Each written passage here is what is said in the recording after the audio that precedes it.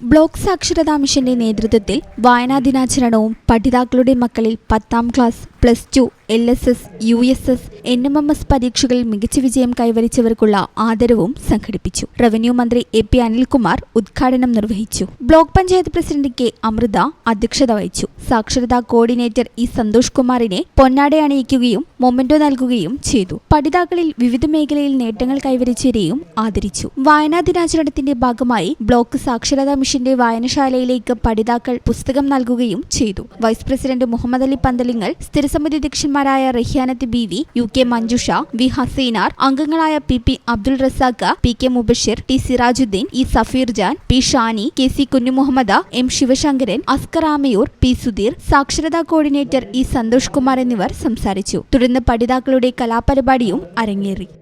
ഈ channel news Wandoor. 15 വർഷങ്ങളായി ഈ തിളക്കം നമ്മെ ഭ്രമിപ്പിക്കുന്നു. 15 വർഷങ്ങളായി ഈ വ്യത്യസ്തത നമുക്ക് ആത്മവിശ്വാസം നൽകുന്നു. 15 വർഷങ്ങളായി നമ്മുടെ ആഘോഷങ്ങളിൽ ഈ പാരമ്പര്യവും പങ്കാളികളാണ്.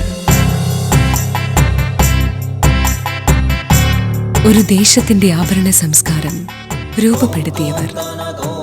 ഞങ്ങളെപ്പറ്റി നിങ്ങൾക്കല്ലേ കൂടുതൽ അറിയുന്നത്?